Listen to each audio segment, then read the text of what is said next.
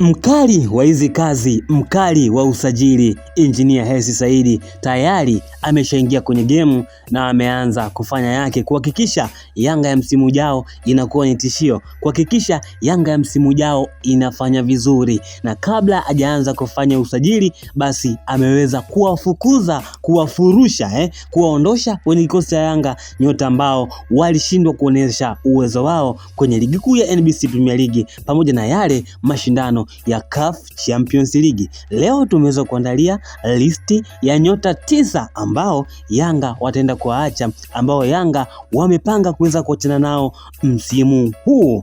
Nyota nambari 1 ni Jonathan Ikangalombo, moja kati ya wachezaji ambao waliweza kusajiliwa na timu ya Yanga kwa mbwembwe nyingi, na wakasema kule alikotoka alikuwa ameweza kufunga magoli mengi, lakini mwisho wa siku mara baada ya kuweza kurejea katika klabu ya Yanga akashindwa kuperform, akashindwa kufanya vizuri, na klabu ya Yanga ikaamua kuweza kumtoa kwa mkopo. Na kwa taarifa ambazo tunazo ni kwamba uongozi wa Yanga tayari umeweza kupanga miundombinu ya kuweza kuvunja mkataba na Jonathan Ikangalombo. Na mchezaji mwingine ni Mo Dombia. Wao walikuwa wanamuita kiungo AI, moja kati ya wachezaji ambao walikuja na wakasema wanaenda kulist ile nafasi ya Faisal Salum Toto. Ni Mo Dombia, mchezaji ambaye alikuwa ni mzuri kwenye kupiga pasi, lakini siku ambavyo zilikuwa zinazidi kwenda ikaonekana ligi kuu ya NBC Premier League imekuwa ni kubwa kuliko profile yake, imekuwa ni kubwa kuliko kiwango chake. Kwa hivyo uongozi wa Yanga chini ya Engineer Hersi Said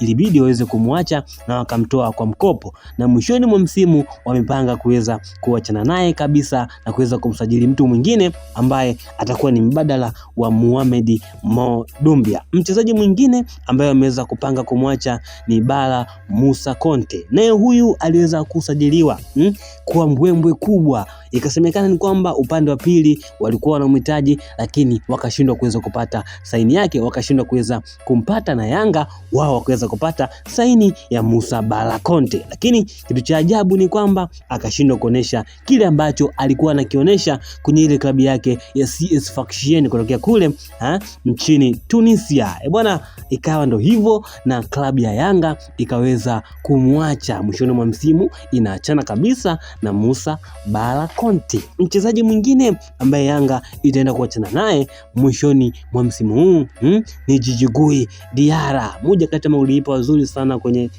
NBC Premier League, magolikipa ambao wanajitahidi sana kuweza kucheza mpira miguu kote, yuko vizuri. Na sababu kubwa ya kumwacha sio kiwango chake, sababu kubwa ya kumwacha sio kwamba hawezi kucheza mpira, lakini sababu kubwa ya kumwacha Djigui Diarra ni utovu wa nidhamu ambao amekuwa akionyesha kwenye siku za hivi karibuni.